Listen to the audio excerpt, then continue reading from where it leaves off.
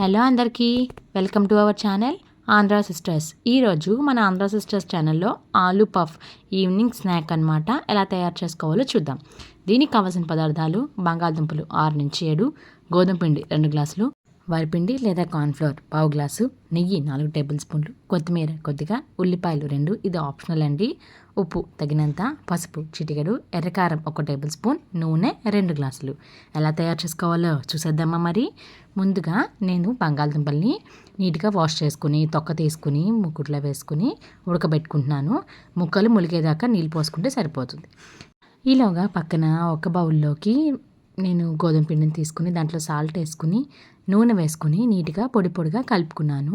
ఇలా కలుపుకోవడం వల్ల మనం చేసుకునే ఐటెం సాఫ్ట్గా వస్తుంది, అలాగే క్రిస్పీగా కూడా వస్తుంది. దాంట్లో నాకు కావాల్సిన వాటర్ యాడ్ చేసుకుని ఇలా చేతికి అంటుకునేలా కలుపుకుని మధ్యన చేసుకుని పక్కన పెట్టుకున్నాను. ఈలోగా ఇంకొక బౌల్లో ఒక 1/2 కప్ వరిపిండి, 2 టేబుల్ స్పూన్స్ నెయ్యి వేసి నీట్గా పేస్ట్లా చేసి పక్కకు పెట్టుకున్నాను.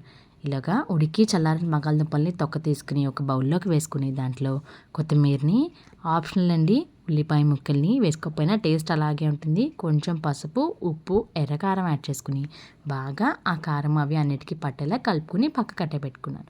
ఈలోగా నానబెట్టి అట్టే పెట్టుకున్న పిండి నానింది, దాన్ని బాల్స్లా చేసుకుని చపాతీలా ఒత్తుకోవాలి. ఇలా 4-5 చపాతీలు ఒత్తుకుని ఒక చపాతీని దగ్గర పెట్టుకుని ఇందాక తయారు చేసి పెట్టుకున్న నెయ్యి కార్న్ఫ్లోర్ పేస్ట్ని దీనికి అంటించుకుని దాని మీద ఇంకో చపాతీ లేయర్ వేయాలి. అలాగే 4 to 5 లేయర్స్ వేసుకుని ఒక షీట్ లాగా దాన్ని తయారు చేసుకుని చూడండి, వీడియోలో చూపించినంత మందంగా ఉంటే ఈజీగా వేగుతాయి. అలా తయారు చేసుకున్న దాన్ని 4 ఎడ్జెస్ ఈక్వల్గా కట్ చేసుకోవాలి. నేను ఒక స్క్వేర్ షేప్లోకి వచ్చిందనమాట. అలా స్క్వేర్ షేప్లో వచ్చిన ఎక్స్ట్రా పీసెస్ తీసేసాను.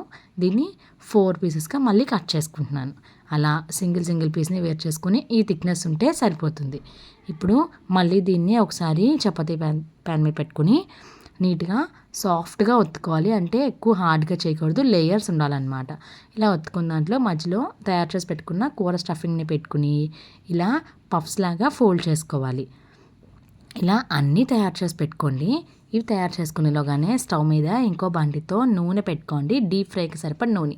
ఈ అంచులన్నీ పూర్తిగా కవర్ అవ్వకపోతే నూనెలో వేయగానే విడిపోతుందని గుర్తుపెట్టుకోండి. అంచులన్నీ వాటర్ని చేతికి తడి చేసుకుంటూ నీట్గా అట్టుకునేలా చూసుకోండి. చూడండి, ఆయిల్ వేడెక్కింది. నేను తయారు చేసి పెట్టుకున్న పఫ్స్ని దాంట్లో వేసుకుని ఎర్రగా వేగనిస్తున్నాను. అలా బుడగలు వస్తేనే బాగా వేగుతాయండి. అలా నూనె పైకి తడుతూ ఉంటే లోపల అన్ని లేయర్స్కి కూడా ఈ ఆయిల్ అనేది వెళ్ళి వేగుతాయి. డార్క్ బ్రౌన్ వచ్చాయని చూసుకున్నాక తిరగేసుకోవాలి.